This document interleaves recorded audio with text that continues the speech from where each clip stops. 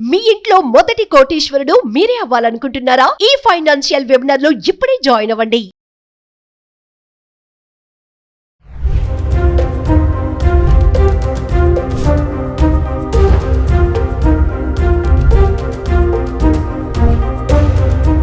Hi hello నమస్తే welcome back to Suman TV. ప్రస్తుతం మనతో పాటు ఉన్నారు పబ్లిక్ స్పీకర్ రజనీ రమ్మ గారు. నమస్తే మ్యామ్. నమస్తే.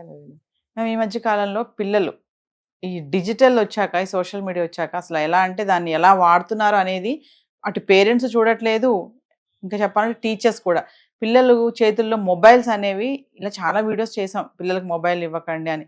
ఎన్ని చేసినా పేరెంట్స్ ఇస్తూనే ఉంటారు, పిల్లలు వాడుతూనే ఉంటారు. ఇంకా కొంత చూసుకుంటే భాష, కొంతమంది పిల్లలు డిఫరెంట్ లాంగ్వేజ్ మాట్లాడుతున్నారు పేరెంట్స్తో. పేరెంట్స్ ఎంత మురిసిపోతున్నారంటే, అబ్బా మా అమ్మాయి ఎంత బాగా మాట్లాడుతుంది, ఏదో లాంగ్వేజ్ ఏదో ఏం మాట్లాడుతుంది మీ పాప. ఇంకా చెప్పాలంటే ఈమోజీస్ వాడే విషయంలో కూడా ఏం ఇమోజీస్ వాడుతుంది, దాని అర్థాలు ఏంటి, అసలు దాని యొక్క తర్వాత వచ్చే ప్లేస్మెంట్స్ ఎలా ఉంటాయి, ఇవన్నీ కూడా పేరెంట్స్ ఏం పట్టించుకోవట్లేదు. సరే సోషల్ మీడియా అంటే ఇప్పుడు టీచర్స్ కూడా ట్యాబ్స్ అని అవన్నీ ఎన్నో వస్తున్నాయి. పిల్లలకి ఫోన్లు అనేవి ఎందుకు ఇస్తున్నారు, ఇవ్వడం వల్ల జరిగే పర్యవసానాలు ఏంటి, మరి ఇమోజీస్ కానీ ఈ భాష ఇదంతా ఒక్కసారి దాని గురించి చూడండి. మా పేరెంట్స్కి ఏమైనా మీరు వార్నింగ్ ఇస్తారా, పిల్లలకి ఇస్తారా? వార్నింగ్లు ఎవరికి ఇవ్వలేము. అయితే వార్నింగ్ ఇస్తే కూడా వాళ్ళు తీసుకోగలగాలి, వార్నింగ్ ఇస్తే కూడా వాళ్ళు ఇంప్లిమెంట్ చేయగలగాలి. ఇప్పుడేంటి ఒక మంచి మార్పు కోసం, ఒక చెడు జరగకుండా ఉండటం కోసం మనం తెలియజేస్తున్నాం. ఇప్పుడు ఎవరికి వాళ్ళకి పక్కింటి వాళ్ళు, తెలిసిన వాళ్ళు, ఇంట్లో తెలిసిన వాళ్ళు ఎవరైనా చెప్తేనో ఎక్కదు. కాబట్టి మనలాంటి వాళ్ళం ఇక్కడ చెప్తే స్క్రీన్ ద్వారా అందరూ చూస్తారు, కొంచెం అన్న వింటారని ప్రయత్నం, ఒక చిన్న ప్రయత్నం. అయితే ఏంటంటే ఈ టెక్నాలజీ డెవలప్ అవుతుంది, అందరికీ కూడా నాలెడ్జ్ అనేది అవసరం. కాబట్టి ప్రతి ఒక్కళ్ళు నేర్చుకోవాల్సిన అవసరం ఉంది. ఏదైనా కొత్త టెక్నికల్ నాలెడ్జ్ కానీ ఏదైనా సరే తెలుసుకోవాల్సింది. ప్రతిదీ తెలుసుకొని పెట్టుకోవడంలో నష్టమేమీ లేదు. అయితే ఇప్పుడు టీవీ సీరియల్స్ ఎంతమంది చూస్తున్నారు అనేది నాకైతే తెలియదు, అసలు తెలియదు. దాంట్లో వస్తుంది కదా రేటింగ్, అదంతా కూడా నాకు తెలియదు. అసలు ఏ ఒక్క సీరియల్ గురించి నాకు తెలియదు. ఆ మధ్య కాలంలో అందరూ సీరియల్స్ చూస్తున్నారని చెప్పుకున్నారు. ఈ మధ్య నాకు ఎక్కడ ఈ మాట వినపడట్లేదు. లేడీస్ ఎక్కువ, లేడీసే కాదు పెద్దవాళ్ళు ఎవరైనా కూడా ఇంట్లో ఉన్నవాళ్ళు సీరియల్స్ చూస్తారనే టాక్ నాకు ఇక్కడ కొంచెం ఈ మధ్య సరిగ్గా వినటం లేదు. అంతకుముందు అయితే బాగా వినపండి సీరియల్స్ అని. మేబీ చూస్తున్నారేమో, నాకే తెలియదేమో. అయితే ఏంటంటే వీళ్ళ లోకంలో ఉంటున్నారు, లేదా ఇంటి పనులతో ఉంటారు, లేదా ఆఫీస్ వర్క్లో ఉంటారు, లేదా వాళ్ళదైనా వ్యాపకంలో ఉంటుంటారు. ఇంట్లో పిల్లల దగ్గర ఏం జరుగుతుందనే తెలియదు. మనిషికి ఒక ఫోన్ అయితే మస్ట్. ప్రతి ఇంట్లో ఒక 4 ఫోన్లు కనీసం ఉంటున్నప్పుడు ఎవరి ఫోన్లో వాళ్ళు మునిగి ఉంటున్నారు. అంతే కదా. ఇప్పుడు నాకు ఒక పని ఉంది, నేను ఏదైనా చూసుకుంటుంటాను, పక్కన మన ఇంట్లో మెంబర్స్ ఉంటారు, వాళ్ళు కూడా ఏదో ఒక పని మీద నిమిషానికి ఒకసారి మొబైల్లో పని పడని వ్యక్తి ఉన్నారా? లేరు. పని లేకపోయినా ఎలా మైండ్ సెట్ అయిపోయిందంటే, ట్యూన్ అయిపోయిందంటే నిమిషానికి ఒకసారి చూసుకోవడం అలవాటైంది. మామూలు ఒట్టిగా స్క్రీనే, దాన్ని ఓపెన్ చేయకపోయినా నోటిఫికేషన్స్ వచ్చాయా, కాల్స్ వచ్చాయా, మిస్డ్ కాల్స్ వచ్చాయా, ఏదో ఒకటి. ఎందుకంటే మైండ్ ట్యూన్ అయిపోయి ఉంది. సో ఇంటికి 4 ఫోన్లు ఉన్నప్పుడు, ఇంట్లో ప్రతి చిన్నదానికి ఫోన్ ఓపెన్ చేస్తున్నప్పుడు ఎవరి ప్రోగ్రాంలో వాళ్ళు మునిగిపోతున్నారు. ఏదైనా కూడా, అది చదువుకు సంబంధించింది కానివ్వండి, ఏదైనా న్యూస్ అవనివ్వండి, ఏదైనా యూట్యూబ్ కానీ ఏదైనా వాళ్ళు చూసుకోండి. ఇంట్లో ఎవరెవరితో మాట్లాడుకోవట్లేదు. ఇంకొకటి చెప్తా, వీళ్ళు ఇందులో చూసుకుంటూ ఉంటున్నప్పుడు పక్క వాళ్ళు ఏం చేస్తున్నారని చూసే దానికి వీళ్ళకి ఇష్టం ఉండదు, డైవర్ట్ అవ్వడానికి ఇష్టం ఉండదు, డిస్టర్బ్ అవుతారు కదా. వాళ్ళు ఏదో చూసుకుంటున్నారులే, చదువుకుంటున్నారులే అనుకుంటారు పిల్లల్ని కూడా. అయితే ఆ పిల్లల్ని ముందు కనిపెట్టుకోవాల్సిన అవసరం ఎంతైనా ఉంది. అందుకే నేను ముందు ఇంత చెప్పాను. ఇప్పుడు నిజంగా ఒక్కసారి ఓపెన్ చేసామంటేనండి మొబైల్, మనం అందులోంచి రాలేము. చూడండి, కావాలి ఎంతసేపు అయినా, ఫుల్ డే కూడా అందులో ఉండగలుగుతున్నామంటే అది ఎంత అట్రాక్ట్ చేస్తుందో చూసారు. అసలు ఒక్క 5-10 నిమిషాలు చేత్తో పట్టుకుంటే దాన్ని అరిచేయి వేడెక్కిపోతుంది. మరి ఫుల్ డే పట్టుకుని చూస్తున్నారు, దాని రేడియేషన్ ఎంత వస్తుంది, అసలు ఆ బ్లూ రేస్ కళ్ళకి ఎంత డేంజర్, ఇవన్నీ కూడా మనకు గుర్తు రావు, అంత అట్రాక్ట్ చేస్తుంది అది. సో పిల్లలు ఏం చేస్తున్నారో అది ఎలా పట్టించుకుంటాం? ఇప్పుడు టీవీ సీరియల్స్ నుంచి మొబైల్స్లోకి అడిక్ట్ అయిపోయారు, ట్యూన్ అయిపోయింది మన మైండ్. ఇంకా టీవీ నుంచైనా కొంచెం డైవర్ట్ అవ్వగలం, అటు దీంట్లోంచి అవ్వలేకపోతే అలాంటప్పుడు పిల్లల్ని ఎలా చూస్తారు? కాబట్టి ఇది పేరెంట్స్ తెలుసుకోవాల్సిన విషయం. పేరెంట్స్ ఎనీ టైం చూసుకోవచ్చు మొబైల్ కదా. పిల్లల దగ్గర గడిపే సమయాల్లో మనం మొబైల్ పట్టుకోకుండా ఉండాలి. ఎంత మీకు ఆఫీస్ వర్క్ ఉన్నా సరే పిల్లలకి కొంత సమయం మీరు కేటాయించాలి. వాళ్ళు ఏం చేస్తున్నారు, ఏం తెలుసుకుంటున్నారు, ఏం చూస్తున్నారు, వాళ్ళు ఎటుపోతున్నారు అనేది కాస్త చూసుకోవాలి. ఫోన్ ఇవ్వద్దు అనే రోజులు కానే కావు. ఇప్పుడు ఫోన్లోనే అంతా ఉంది. ఏఐ వచ్చింది, చాట్ జీపీటీలు ఇవన్నీ వచ్చిన తర్వాత మరి వాళ్ళకి దాంతోనే కదా వర్క్. ఎస్. నిజంగా వాళ్ళ చదువు పరంగా వాళ్ళకి కొంత ఒక ఒక ఏమంటారు కంటెంట్ కావాలి వాళ్ళకి, అది తీసుకోవాలంటే ఇది ఉండాల్సిందే ఫోను. కాబట్టి మరి ఇవ్వద్దు అని మనం చెప్పలేం. దాన్ని ఇస్తూ మీరు వాళ్ళు ఏం చేస్తున్నారో కనిపెట్టుకోవాలి. ఒకవేళ మీ జనరేషన్లో ఈ నాలెడ్జ్ లేకపోతే మీరు కూడా నేర్చుకోవాల్సిన అవసరం ఉంది. ఎందుకంటే వాళ్ళు ఏం చేస్తున్నారు మీకు తెలియాలంటే ముందు మీకు తెలియాలి. కాబట్టి వాళ్ళతో సమానంగా మీరు కూర్చుని ఆ నాలెడ్జ్ని మీరు కూడా తెలుసుకోండి. ఇప్పుడు ఈ ఎమోజీలు ఉన్నాయి, ఒకటి ఎల్లో అయితే ఒకటి, రెడ్ అయితే ఒకటి, పింక్ అయితే ఒకటి, పర్పుల్ అయితే ఒకటి, మీనింగ్స్ ఉన్నాయి, కోడ్స్ ఉంటాయి అందులో వాళ్ళకి. ఇప్పుడు ఎమోజీస్ చిన్న చిన్నవి ఉన్నాయి. ఫర్ ఎగ్జాంపుల్ ఇలా ఉందంటే హ్యాపీ, ఐఎమ్ వెరీ హ్యాపీ కదా, ఇలా అంటే ఓకే. ఈ చిన్న చిన్నవి మనం వాడుకోవచ్చు, ప్రతిదానికి టెక్స్ట్ రాయలేం మనం, కాబట్టి ఇవి వాడుకోవచ్చు. కానీ ఇది పిల్లలు, మీరు అన్నట్టు పిల్లల లాంగ్వేజెస్ వీటిల ద్వారా ఉంది, వీటిలతో వాళ్ళ లాంగ్వేజ్ ముడిపడి ఉంది, వీటిలతో వాళ్ళు ఏం చెప్పాలనుకున్నారో అది ఒకటి పోస్ట్ చేస్తే సరిపోతుంది, ఒక ఎమోజీ. అలాంటివి వచ్చాయి. అసలు ఇలాంటి ఎమోజీస్ వాళ్ళు కనిపెట్టవలసిన అవసరం అసలు దానివల్ల ఏంటి ఉపయోగం, ఏమి లేదు. అనవసరమైనటువంటి కోడ్ లాంగ్వేజ్ ఒకటి ప్రజల్లోకి వచ్చేస్తుంది. దాన్ని ఎక్కడ ఉపయోగిస్తున్నారో, ఎందుకు ఉపయోగిస్తున్నారో తెలుసుకోవట్లేదు. అసలు నన్ను అడిగితే అవి అవసరమే లేదు ఎమోజీస్.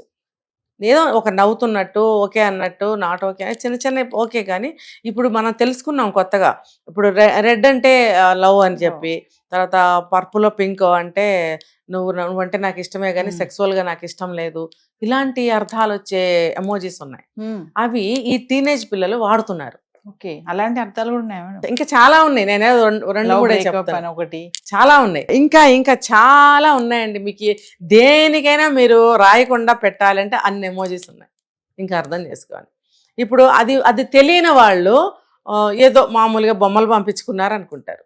కానీ ఆ కోడ్ తెలిసిన వాళ్ళు, ఆ లాంగ్వేజ్ తెలిసిన వాళ్ళు ఎంత దూరం వెళ్ళిపోతారో, ఏ డేంజర్లోకి వెళ్తారో, లేకపోతే ఎటువైపుకి వాళ్ళ మనస్తత్వాలు మారుతాయనేది మనం చెప్పలేం. కాబట్టి ముందు మనం కూడా అది తెలుసుకోవాలి, ఆ లాంగ్వేజ్ తెలుసుకుని వాళ్ళతో కలిసి కూర్చుని ఇదేంటి అదేంటి అని చెప్పి అడిగి తెలుసుకుని మనం కూడా నేర్చుకున్నట్టయితే వాళ్ళు ఎప్పుడన్నా అది యూజ్ చేస్తే మనకు కూడా తెలుస్తుంది. వాళ్ళు కూడా కొంచెం భయపడుతూ ఉంటారు, అమ్మో ఇది తెలుసు వీళ్ళకి అని జాగ్రత్త పడుతూ ఉంటారు. సరే, ఇంట్లో జాగ్రత్త పడతారు. సరే, ఎవరికైనా పోస్ట్ చేస్తే వీళ్ళు చూస్తారు, పట్టుపడతారు, వదిలేద్దాం. ఇక్కడ బయటకు వెళ్ళి ఎవరెవరితో మీరు అలాగ చేస్తున్నారు, ఎవరికి ఏం పంపిస్తున్నారు, డైరెక్ట్గా ఇప్పుడు సైగలు కూడా ఉన్నాయి అలాంటివి. అవి పోస్ట్ చేసే ఎమోజీస్ ఒకటైతే సైగలు కొన్ని ఉన్నాయి. అవి మీరు బయటకు వెళ్ళి వాళ్ళు ఎవరితో ఎలా చేస్తున్నారో మనకి ఇంట్లో తెలియదు. కాబట్టి ఎలా చూసుకున్నా కూడా మీరు చాలా జాగ్రత్తగా పిల్లల్ని కనిపెట్టుకోవాలి. పిల్లలతో సమానంగా అప్డేట్లో ఉండాల్సిన అవసరం ఎంతైనా ఉంది. అంటే పేరెంట్స్ ఇద్దరు జాబ్ చేస్తూ ఉంటారు మేడం. చాలా మంది పేరెంట్స్ అంటే పిల్లలకి టైం ఇవ్వరు. వచ్చాము, వెళ్ళాము, తిన్నాము, పడుకున్నాం, ఇదే ఉంటుంది షెడ్యూల్ డైలీ కూడా. మరి అలాంటి పేరెంట్స్ కి పిల్లలతో గడపాలి అంటే ఎట్లా అంటారు? ఒకసారి ఏమైనా టిప్స్ చెప్తారా? మనం చాలాసార్లు చెప్పుకున్నాం నవీన గారు, ఏంటంటే వాళ్ళతో గడపాలి, చాలా సమయం గడపాలి. అంతగా మీకు ఇబ్బందికరంగా ఉంటే, ఒకళ్ళ శాలరీతో ఇల్లు బాగానే నడుస్తుంది అనుకుంటే జాబ్ మానుకున్నా కూడా తప్పేమీ లేదు. ఎందుకంటే మనకి కావాల్సినంత డబ్బు ఉంటే చాలు కదండి. మరి మితిమీరిన ఆస్తి 4 ఇళ్ళు, 5 ఇళ్ళు, 10 కార్లు అంత అవసరం లేదు కదా. మనకేదో ఒక కారు ఉంది, ఒక ఇల్లు ఉంది, ఫీజులు కట్టుకుంటున్నాము, కాస్త ఈఎంఐలు తీర్చుకుంటున్నాము, ఆ మాత్రం సరిపోతుంది కదా. సంతోషంగా ఉండటానికి మితమైన డబ్బు చాలా సరిపోతుంది. మనం సంతోషం పోగొట్టుకోవాలి, అశాంతిగా ఉండాలి అంటే ఎక్కువ డబ్బు సంపాదించాలి. ఇన్ ద సెన్స్ ఎక్కువ సంపాదిస్తే మనకి ఇవన్నీ ఉండవు, అశాంతి, మనశ్శాంతి ఏమి ఉండదు. కాబట్టి అది తెలుసుకోవాలి. మనకి ఎంత కావాలో అంత మనం సంపాదించుకొని కుటుంబాన్ని జాగ్రత్త పరచుకోవాలి, పిల్లల్ని సేవ్ చేసుకోవాలి. పిల్లల జీవితాలు మనం సేవ్ చేసిన వాళ్ళు అవుతాం. ఇప్పుడు పట్టించుకోలేదనుకోండి, పిల్లలు ఖచ్చితంగా పెడదావ పడతారు. తల్లిదండ్రులతో చెప్పుకోరు, బయట వాళ్ళతో చెప్తారు, బయట వాళ్ళు వేరే సలహాలు ఇస్తారు. ఆ సలహాలు వాళ్ళకు అనుకూలంగా ఉండొచ్చు, లేకపోతే పనికిరాని సలహాలన్నా అయి ఉండొచ్చు. రెండూ కూడా పిల్లలకి నష్టమే, ఇటు తల్లిదండ్రులకి నష్టమే, అవతల వాళ్ళు ఇచ్చిన సలహాల వల్ల. అందుకని ఎప్పుడు కూడా సలహాల కోసం బయట వాళ్ళ దగ్గరికి వెళ్ళకూడదు, పెద్దవాళ్ళనే అడగాలి. మన ఇంట్లో పెద్దవాళ్ళని, మన సమస్య మన తల్లిదండ్రులకి, మన ఇంట్లో వాళ్ళకి కాకపోతే బయట వాళ్ళకి ఎలా అర్థం చేసుకుంటారు, వాళ్ళకి ఎంతవరకు అవసరము అనేది పిల్లలకు కూడా అర్థం అవ్వాలంటే వాళ్ళతో ఇంటరాక్షన్స్ చాలా అవసరము.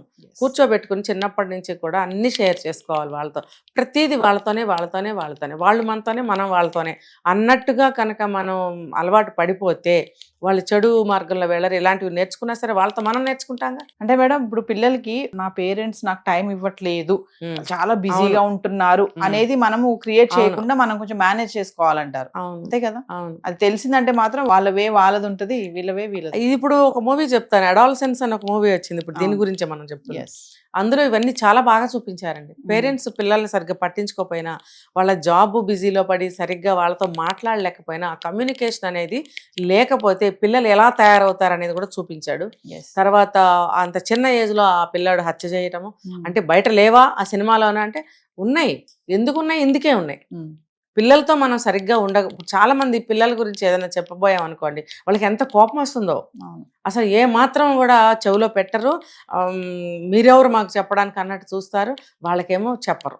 Yes. మా పిల్లలు మేము గారాబంగా పెంచుకుంటాం అనేవాళ్ళు ఒకళ్ళు, మా పిల్లలు మేము పడ్డ కష్టాలు పడకూడదు అనేవాళ్ళు ఒకళ్ళు, ఇంకొకళ్ళు ఏంటంటే మీకెందుకు అసలు మా ఇష్టం అంటే వాళ్ళ వాళ్ళ అసమర్థతని కప్పిపుచ్చుకోవడానికి కొన్ని మాటలు చెప్తారు, మీకెందుకు మా ఇష్టం ఇలా, లేకపోతే మేము చేస్తుంది కరెక్టే, ఈ రోజుల్లో అలా ఎలా ఉండమంటారు, Hmm. ఇలా డిఫరెంట్ ఆన్సర్స్ మనం చూస్తాం బయట.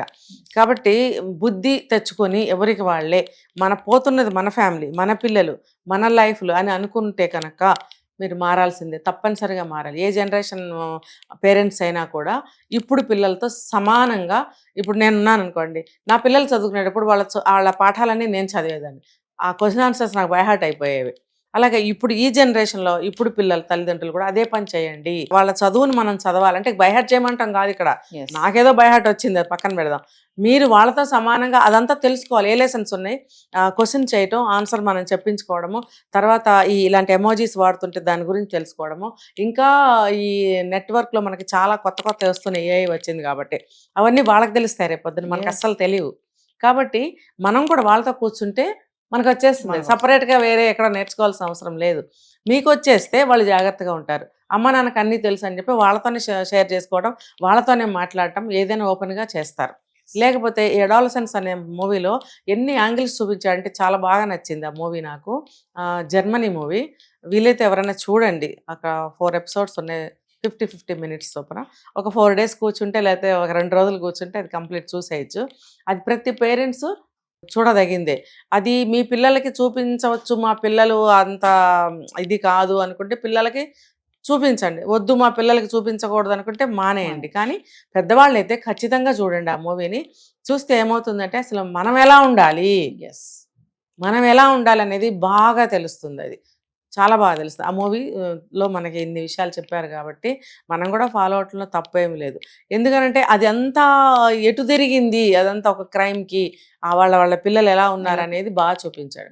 సో మనం కూడా మన పిల్లలతో సమానంగా అన్ని నేర్చుకుంటూ వాళ్ళతో కలిసి ఉన్నట్టయితే ఇటువంటి చాలా కూడా మనం అరికట్టచ్చు. తర్వాత ఈ ఎమోజీస్ అనేవి ఎందుకు కనిపెట్టారో అవి తీసేస్తే బాగుండు. Thank you, ma'am.